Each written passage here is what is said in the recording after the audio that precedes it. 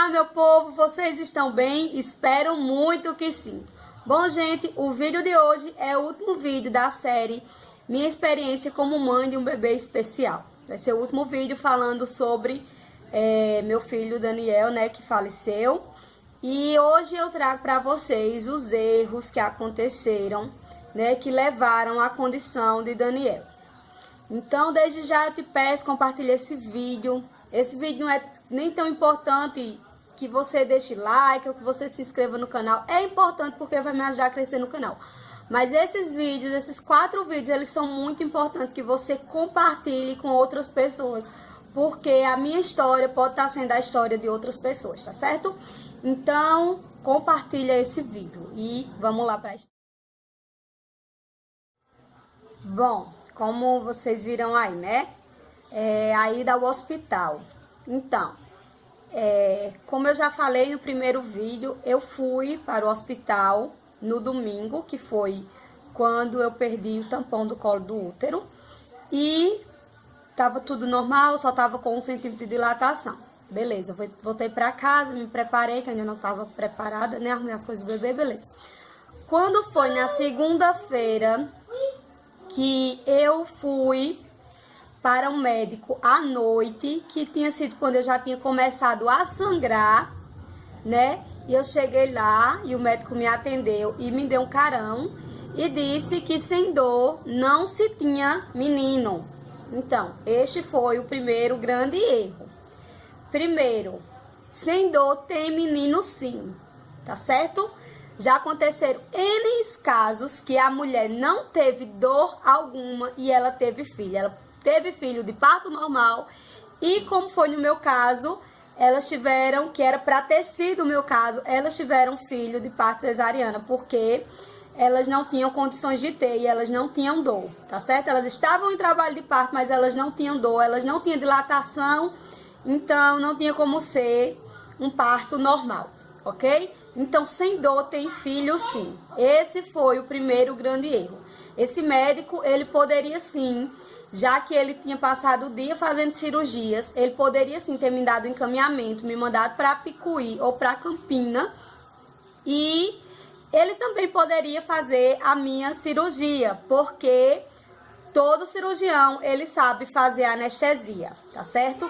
Então, eu acredito muito que esse dia que eu fui para ele não estava em um dia bom, né? Médicos são pessoas, eles têm dias que eles não estão bem, que eles adoecem, ok. Só que todo médico, ele tem que ter a consciência que um erro dele pode mudar a história de muita gente. Então, eles têm que ter essa consciência. Quando você faz medicina, você faz um juramento lá, que você vai salvar vidas. Então, esse juramento tem que prevalecer. Mas, infelizmente, muitas vezes, eles esquecem esse juramento e eles trabalham pensando no financeiro. É legal ser recompensado, lógico, você estuda, você se prepara e você trabalha para no final do mês você ter o seu dinheiro. Mas você não pode deixar que isso sobressaia aquele juramento, porque essa falta de atenção ou de responsabilidade mesmo que ele teve para comigo mudou toda a história. Eu fiz as ultrassons e todas as ultrassons de Daniel estava perfeito, assim como o Senhor projetou para que ele fosse. Então, esse fato dele ter dito que sem dor não tinha filho, mesmo eu já estando sangrando, e ele não ter me mandado para outro lugar, não ter me induzido a trabalho de parto, enfim, foi um dos maiores agravantes, porque eu já estava em trabalho de parto e isso prejudicou bastante, tá certo? Então, fiquem atentas, se você adoecer, e outra coisa, não é normal adoecer perdendo sangue, tá certo? O normal é que você adoeça perdendo líquido, porque se você está perdendo sangue, já tem alguma coisa errada, tá certo? Eu escutava muito que era normal adoecer perdendo sangue. Não, não é normal. Se você adoeceu perdendo sangue, corre pro hospital, pede uma ultrassom, porque alguma coisa já está errada, não está certa, tá bom? Bom, o segundo erro, tá certo? E que também poderia ter reduzido, eu acredito que não mudado, porque eu acho que desde a segunda-feira, como eu já comecei a sangrar, eu acredito que o bebê ele já estava em sofrimento, então, mas poderia ter amenizado as sequelas e as consequências que o meu filho sofreu, foi a questão da ambulância. Bom, como eu já falei também, a ambulância a gente ligou já na terça-feira, né, que eu já estava sangrando, já estava saindo um sangue coagulado pelo meio da casa, era de todo canto. Então, a enfermeira, ela veio na ambulância para me pegar na casa de minha mãe. E quando ela me examinou na porta de casa, dentro da ambulância, ela me examinou na porta de casa, as vizinhas viram, ela me examinou e disse, você já vai ter. Essa enfermeira, ela era a enfermeira-chefe do hospital no tempo. Então, ela tinha autoridade de me levar para a cidade vizinha, que é Picuí, que é o hospital de base da minha cidade. E ela poderia também ter me levado para Campina Grande. Mas ela não fez isso. Ela me levou para o hospital daqui, mesmo sabendo que naquela hora não tinha médico e que a minha enfermeira que fazia o meu pré-natal também não era plantão dela. Ela não tinha que estar no hospital, mas ela me levou, mesmo tendo constatado que eu já estava em trabalho de parto um pouco avançado, né? Eu acho que eu já estava com 4 centímetros de dilatação. Então, mesmo tendo constatado isso, ela, em vez de me levar para essas cidades, eu já levei todas as coisas na ambulância, ela não fez isso. Ela me levou para o hospital e foi chamar a minha enfermeira. Minha enfermeira veio só para mim examinar. E quando ela me examinou, ela disse, não, você já está com 6 centímetros. Então, você vai para Picuí, você não vai ficar aqui. Aí, prestem atenção, a enfermeira-chefe veio me pegar com a ambulância. Mas, na hora que a minha enfermeira, a enfermeira que me acompanhou no pré-natal, disse que eu não ia ficar aqui na minha cidade, que eu ia para Picuí, essa ambulância sumiu. Ela saiu, a minha enfermeira saiu para chamar a ambulância para me levar para Picuí. Mas demorou bastante, passou por volta de 40 minutos a 1 hora e nada dessa enfermeira chegar com a ambulância, né? Prestem atenção em algo, deixa eu ressaltar. A enfermeira-chefe do hospital era uma e a minha enfermeira, a enfermeira que fazia o meu pré-natal, era outra, tá certo? Não são a mesma pessoa.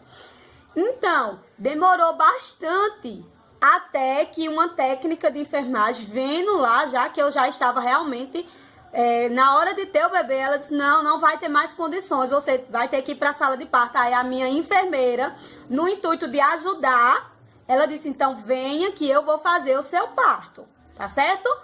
Mas ela, desde o começo, ela não queria fazer o meu parto, porque ela estava certa, porque não tinha um médico para auxiliar ela. E como ela mesmo disse, se der alguma coisa errada, vão botar para cima de mim, tá bom?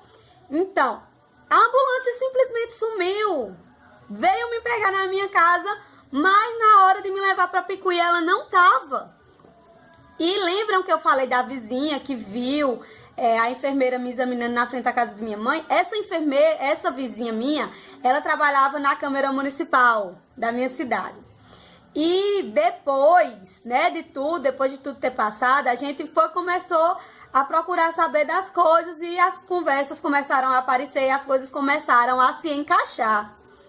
A ambulância veio me pegar na frente da minha casa. Só que quando chegou no hospital, tava tendo um contratempo, vamos dizer assim, porque tinha uma menina aqui na cidade que ela tinha síndrome de Down e que ela fazia hemodiálise. E a família dessa menina estava botando pressão para ir para Campina para fazer a hemodiálise, que precisava do carro. Aí essa enfermeira já tinha prometido que ia na ambulância.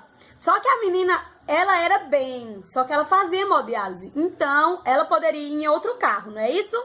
Mas a enfermeira deu preferência a ela, em levar ela para Campina, na ambulância, e me deixou lá. Ela queria que eu fosse para Picuí em um carro pequeno, um carro normal, né? E eu sei disso como? Porque a minha vizinha que trabalhava na Câmara de Vereadores disse que foram lá atrás de um vereador ou do carro dele para me levar para Picuí.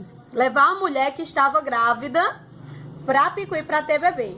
Por que esse carro não chegou? Porque eu não fui. Porque as técnicas de enfermagem, glória a Deus pela vida delas, né, vendo que já estava em trabalho de parto avançado, disse que não iam sair daqui para Picuí, que são 36 quilômetros da minha cidade para Picuí, com uma mulher prestes a dar à luz sem nenhum aparato de uma ambulância. Então elas não iam e elas estavam certas, porque eu podia dar à luz a qualquer momento e elas não tinham nem como, nem luva, nem nada para mim assistir, tá certo?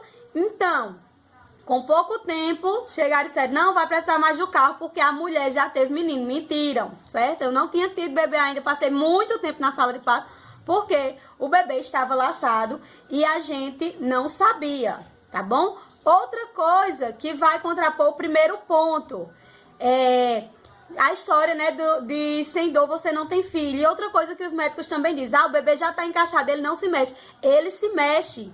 Minha barriga, as minhas gravidez, minha barriga sempre foi baixa, né?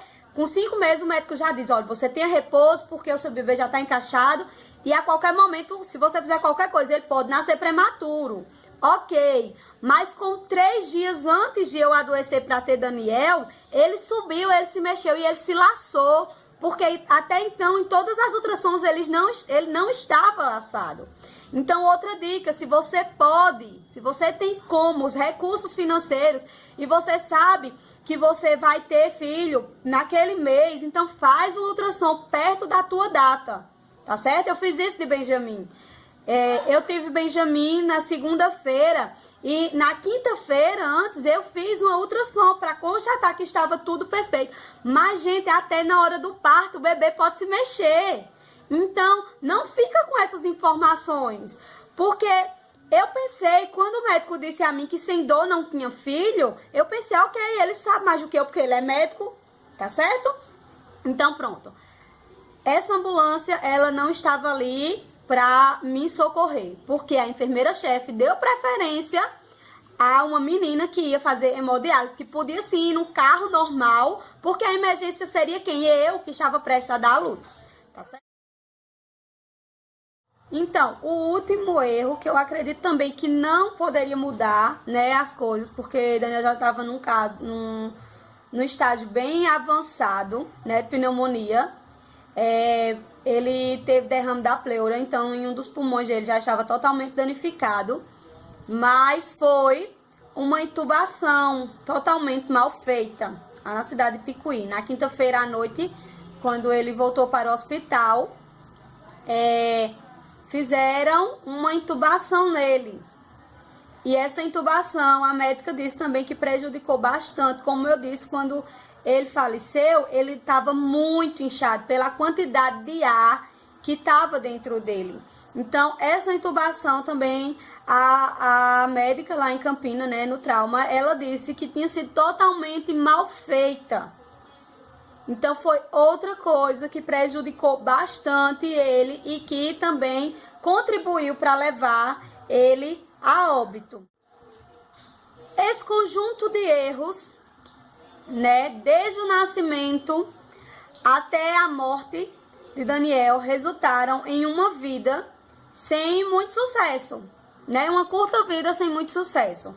Como eu disse em algum dos vídeos, tudo para Daniel se tornou muito fácil porque a gente tinha muita amizade. Mas eu sei que esse não era o propósito de Deus para a vida dele, certo? Ele foi projetado para ser uma criança perfeita. E, infelizmente, por conta dessa sequência de erros, isso não aconteceu. Então, por favor, fiquem atentas. Eu fico com meu coração tão aflito quando eu sei que tem alguém aqui da minha cidade, mesmo sem ter amizade comigo, mas que foi ter bebê. E eu fico muito aflita. Eu oro e intercedo por essas pessoas, porque cada trabalho de parto é diferente. A minha história não vai ser a sua história. Mas prestem atenção nos seus direitos. Você pode estar com um acompanhante 24 horas do seu lado.